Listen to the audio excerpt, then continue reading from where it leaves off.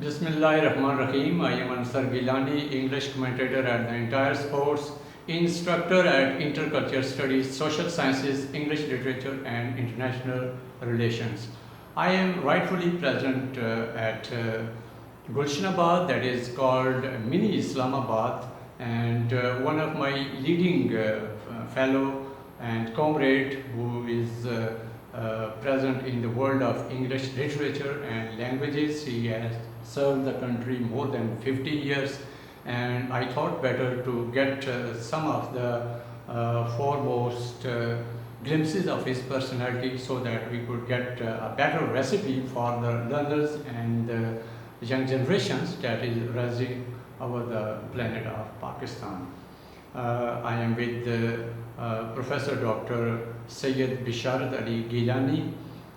He served the nation in the world of education over the years, and I am to get some of the sharings, and his contribution would be a hallmark in the changing the mindsets of the present generation, the way he went into the world of education, the way he went through the different turmoils and the different phases of the education, and lastly, after being a retirement, he is still on the way to give the better contribution at the world of authorship, and all this one would be during this ongoing session. Sir. Bismillahirrahmanirrahim. I began my education at Shikarpur, where my father was serving in the railway department. Right. There were no private schools at that time. There were only government schools, so I was admitted to one of the primary schools to begin with. After passing my 5th class, I was shifted to another school where we began learning English. There was no English at the primary level.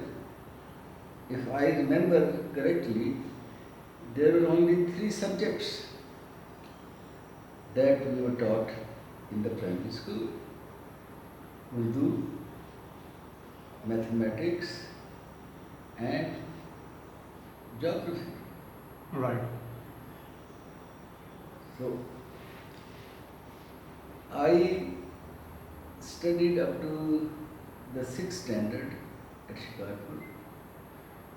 Then my father was transferred to Rawalpindi. Right. And I was admitted to Islami High School at Circular Road. From there I applied for EF Public School, Lotoka. It was period about 1950, 60. It was 61 then. 60. No, it was 58. I'm sorry. 58 around. The ruler at that time was Field Marshal Muhammad Ayub Khan. Right. With his basic democracy system. Right. I competed for admission to EF Public School, Otoba. Right. There were thousands of students. I was lucky enough to be admitted there. Right. There were 2 other boys from Rawalpindi with me.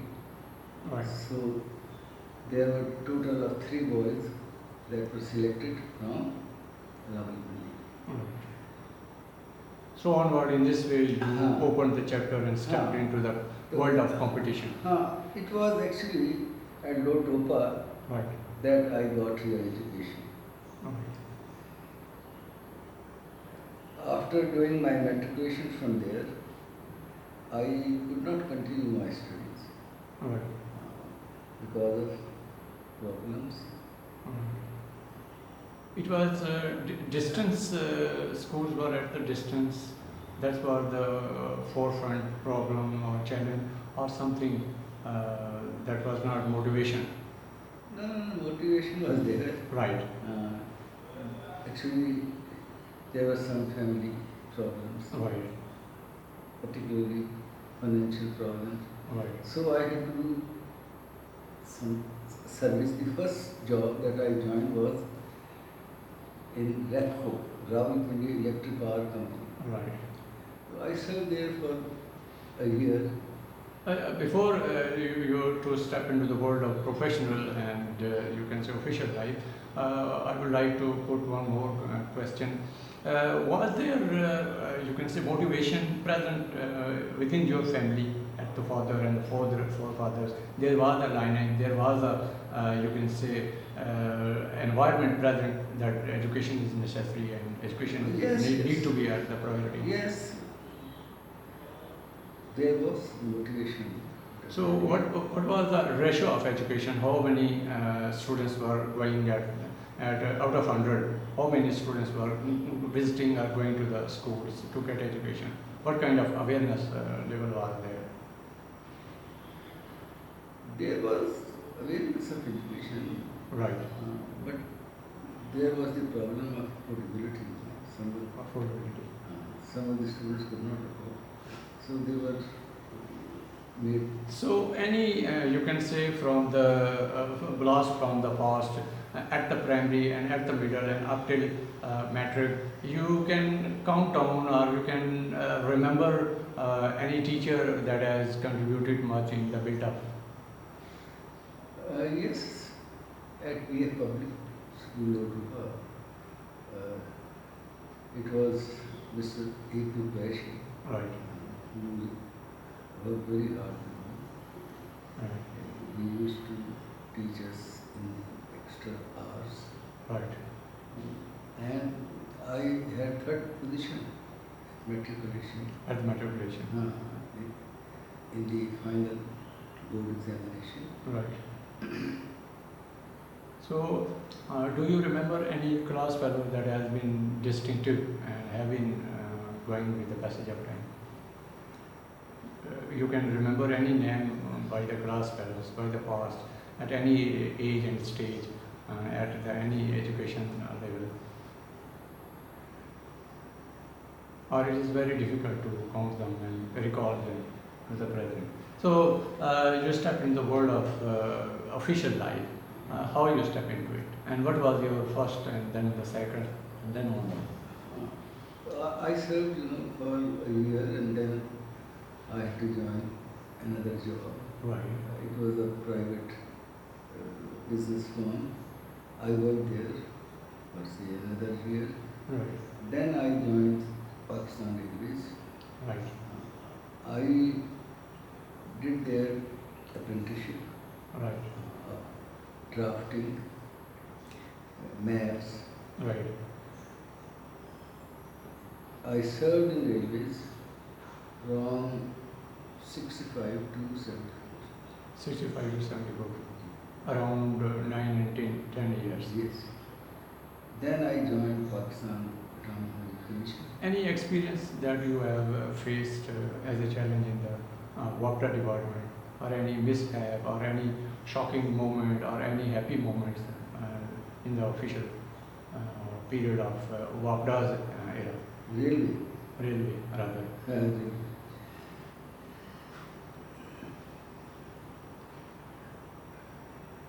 I was married, Mm-hmm. when I was working in railways. Right. It was the year 1968. City around. That was perhaps the biggest change Right. in my life. So this is the your early how you step to education, field of education. As I was in railways, I did my inter. Right. That was perhaps the first exam. Mm-hmm. Before that, there was no private student who could appear in board examination. Right. Then I did my BA. Right. It was 67. Around. 67. And finally I did my MA. It was In English literature. English literature From. from Punjab University. Right. With distinction. Yes. Right. It was the year 1970. And then I changed job after the job of Pakistan Atomic Energy Commission. I went to Foreign Office. Right. I worked there for 6 months. As a nature Uh, job uh. And then I was selected as lecturer and a lecturer. at Nisar Shaheed College in Salpur. Bisharat Syed College at Satpur. That was a separate applying for the appointment. You were channelized by the atomic energy. No, I applied myself. Right.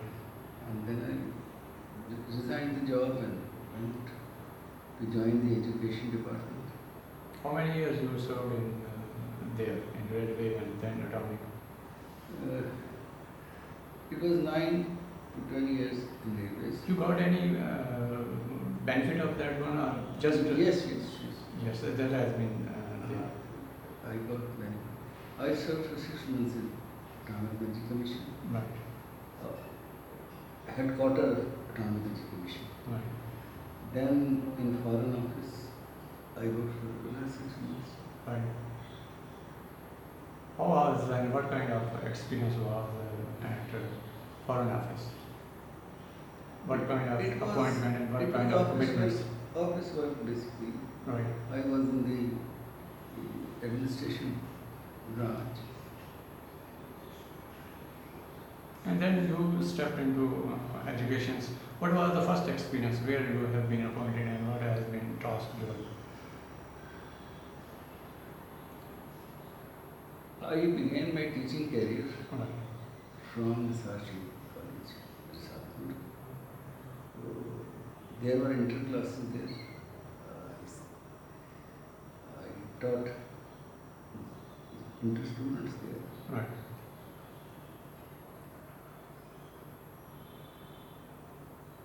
And what kind of students were there? They were developed one or you would have to work on No, them? they were just mediocre students. Mediocre. I had to work very hard. And what were the deficiencies they were having at that time? At the grammar or the English? Lack as a of, medium? mostly it was lack of interest in studies. They were lacking some motivation or drives were not there. You can say environment was not present at the home. Environment was there, Right. they lacked motivation. So what kind of competition you have to face at the staff world? You have to motivate them Right. to make them study. Because at college, students come in their youth, Right. which is a very difficult period to handle. Right. So ambitious and passionate and dented. Yes. And what kind of, you can say, deficiencies were students having at the religious and cultural level, apart from the educational deficiencies? They were built enough, they were well enough at that time as we compare today. They had religious values, that is Upton built him. Right. So they were very obedient to their parents and teachers. Okay. Any student that you have produced that has gone to the key post or key area of Pakistan that is serving now? You can remember any one of your leading students? Singer Abrar Haq, Abrar, he was my student at FT Syed College, Daman. at At FT Syed College, Daman. Tamam. Where it is located? Rawalpindi. In Rawalpindi. Basically, he and his parents and his family was living here at that time. This It's time around 1970, 80. Yes, it was, I think, 78. He was in class. He was in inter. It means one of the greatest tree that you have planted, a leading figure, one of the celebrity and the most prismatic personality and a very attractive figure you have nourished, and it's a very high mark of you can say you're working on that one. Any other you can call back one of the other that would have gone to some distinctive area in life.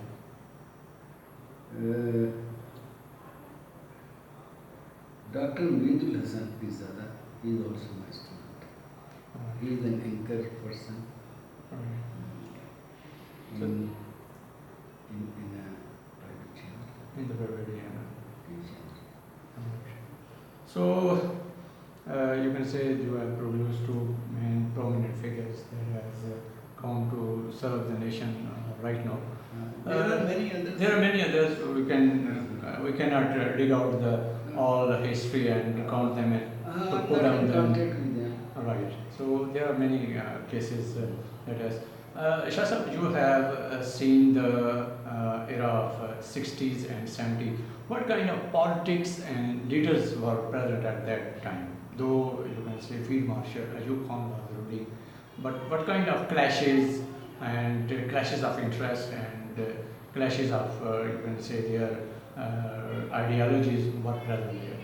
In the 60s, 58 around he got to it, and then onward. The Ayub era was an era when there was economic boom. Right. There was prosperity in the country. Right. But I think the country suffered politically in Right. those days. And what happened later in 1971 Right. was a blowout of Fall of Bengal. was a blowout of the policies that were pursued by Field Marshal Muhammad Ayub Khan. Right. So you have also watched one of the leading war of Pakistan in India in 1965. What was kind of experience that was?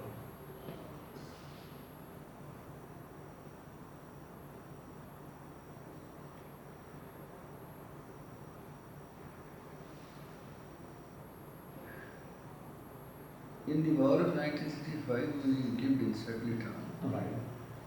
The war began, we dug a trench, I remember. People were calm and they were in high spirit to face the enemy. Right. Our army also fought very bravely, Right. particularly Air Force, Right. pilots like M.M. Alam. Right. They shot down 6 planes Within fraction of seconds. in a fraction of a second. Right. The war continued for 17 days, if I remember correctly. What was the post effects of that war on our political gambit and at the education and at the society? The war had effect on the society, and I think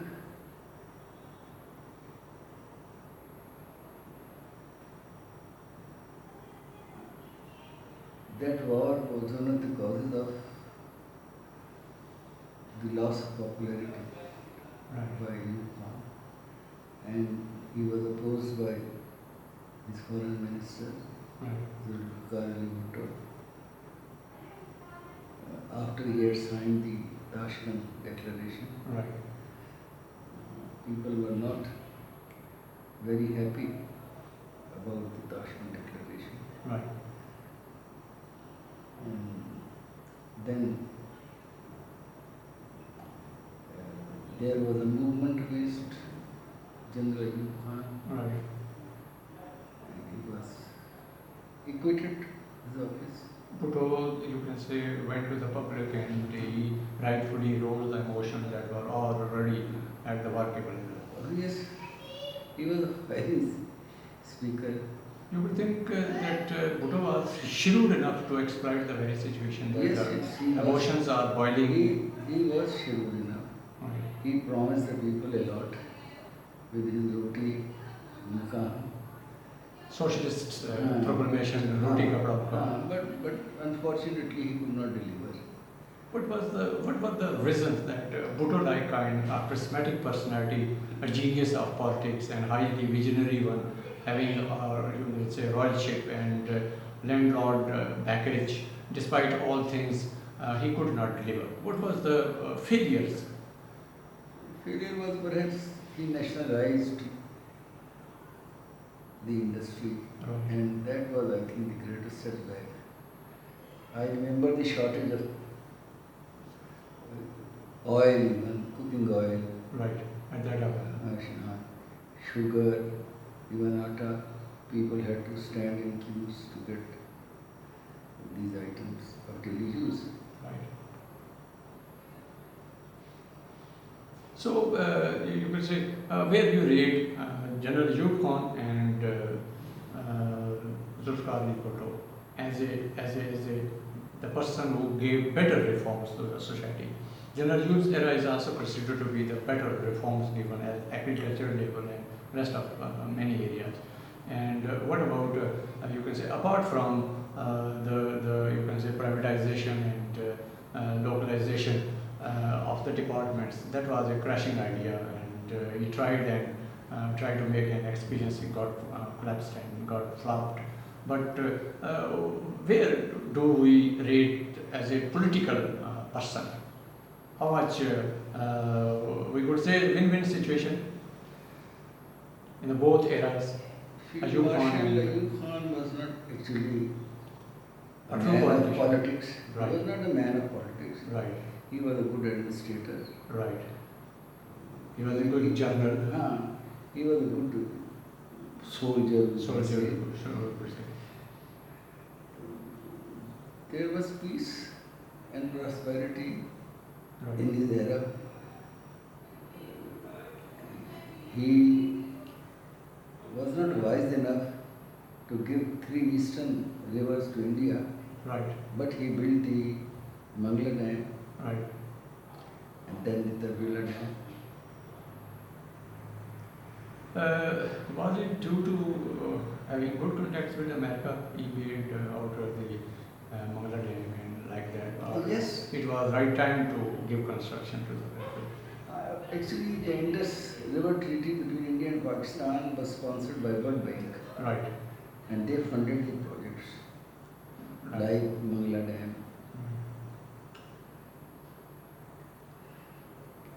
So many of the factories, it is said that they suffered, and you can say Mirpur and around areas have been vacated because upraising and the Mangla Dam and water, you can say, fall wrapped up the down, you can say, areas, and they have been some have been adjusted in Saudi Arabia and some have been adjusted in England. That is called New Mirpur or Mini Mirpur in England. So that was somewhat a difficult period.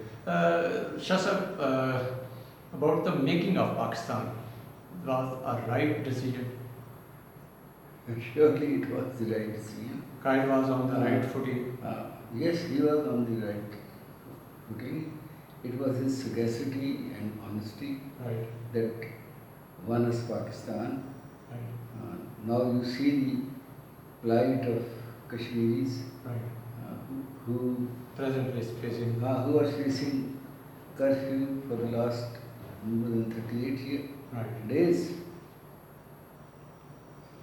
So two nation theory actually comes true. Comes from.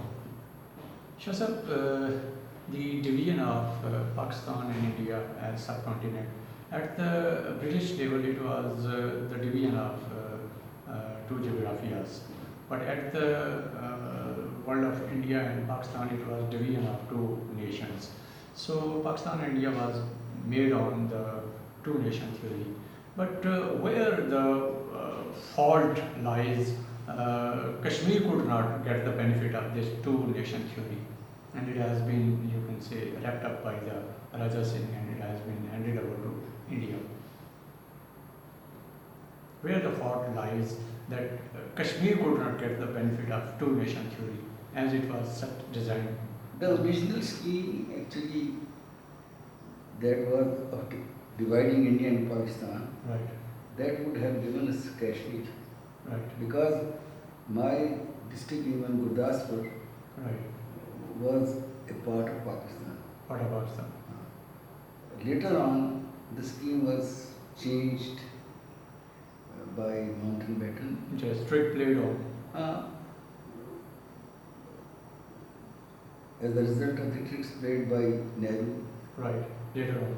later on. So Kashmir was Handed over. remained in the hands of India. Right. So the you can say division was justified that the majority of the Muslim areas were to join the Muslims and they were to join there and the rest of were to join the remaining part of you can say subcontinent. It was all you can say done. But what are the present you can say challenges at the international level? Who's you can say where the Kashmir issue goes tactically and technically justified? Should Kashmiris get separate and independent sovereignty and right to live and rise, or they should be the part of? It is for the people of Kashmir to decide Right, whether they have to join Pakistan or they have to attain an independent status. right. So why not plebiscite is coming so far?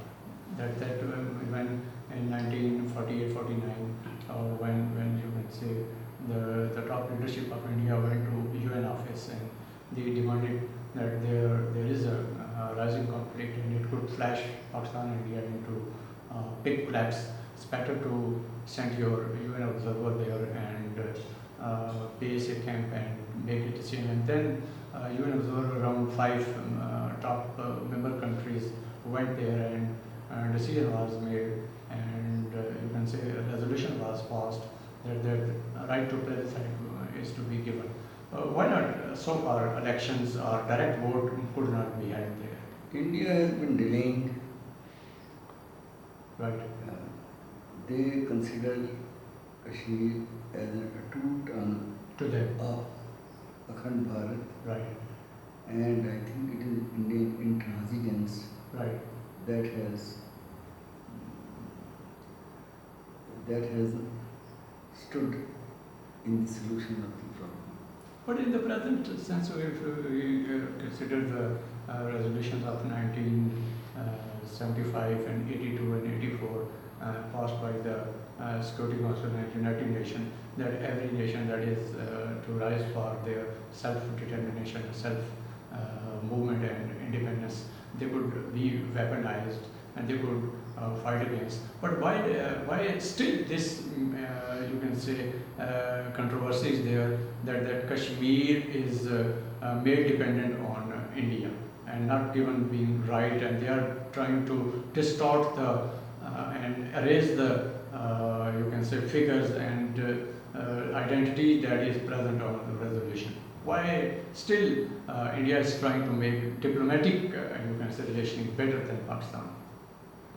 The India has been making very clever moves in the past, Right, but their latest move by Mr. Narendra Modi, removing 370 and 35. it would fire back on him Right, because you cannot chain people right, with curfew right.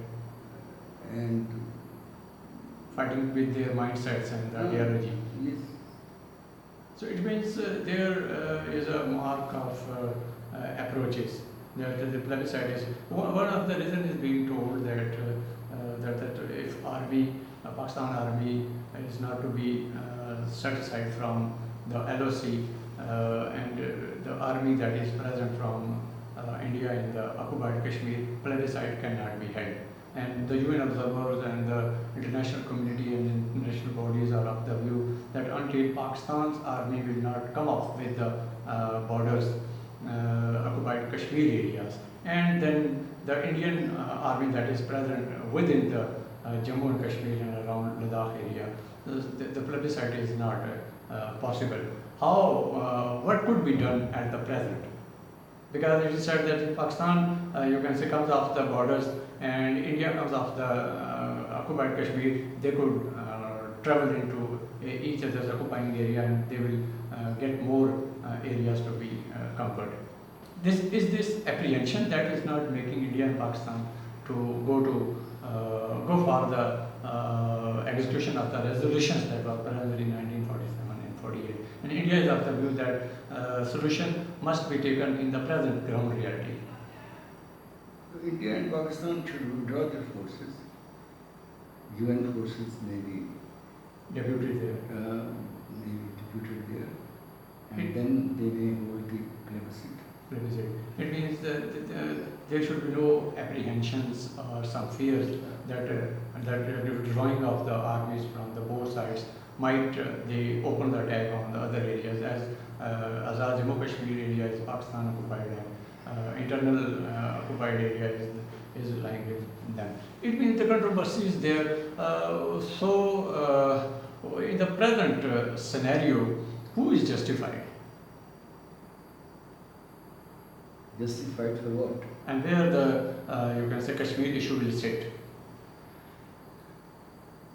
Is this you can say crisis will be managed by diplomatic relationships that India is so clever enough to make international relations to be operated, and Pakistan is not as much successful to make the justification there. War is no solution. You know. War is no solution. War will cause misery Middle East. for the poor people on Suffer. both sides of the border. Right. The only solution appears to be a fair And plebiscite. transparent plebiscite. Yes. So that will level the ways Now, for and that should be accepted by both India and Pakistan. right. Just right from the beginning of Pakistan, we have been facing crisis of vision and leadership. What are the reasons? 1, 2, 3, Crisis of leadership. and Actually, vision. The first reason appears to be that the founder of the nation passed away Yeah. shortly after the birth of Pakistan. South of Pakistan. Then, after the Qaid, we had Liaquat Ali Khan, Right. who was one of the founders. Right. He was even shocked that in Rawalpindi when he was addressing And these were the a only two. public meeting. Right. And then after that we had leaders who were very corrupt and incompetent. Right. They could not give us any vision.